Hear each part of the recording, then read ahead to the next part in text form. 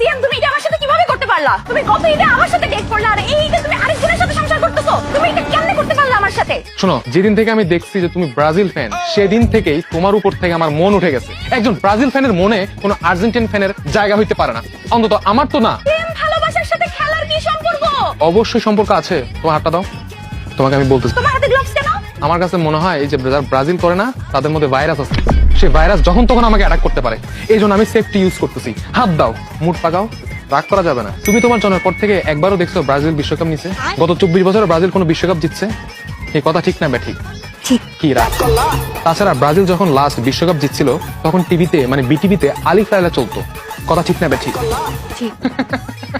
তাছাড়া তোমরা Brazil fan হয়েও মনে মনে চাও পর্তুগাল বিশ্বকাপ জিতুক। কি কথা ঠিক না ব্যাঠিক? ঠিক। কি রাগ করলা? দুঃখের এবং আনন্দের কথা কি বলবো, নেইমারকে নেওয়াতে তোমরা অনেক বেশি খুশি, কিন্তু সেই নেইমার প্রথম ম্যাচেই যে মাঠে গড়াগড়ি খেতে পারে, সে কথা কি তুমি জানো? কি কথা ঠিক না ব্যাঠিক? কি রাগ করলা? আস্তাগফিরুল্লাহ বলো, আস্তাগফিরুল্লাহ বলো, নাউজুবিল্লাহ।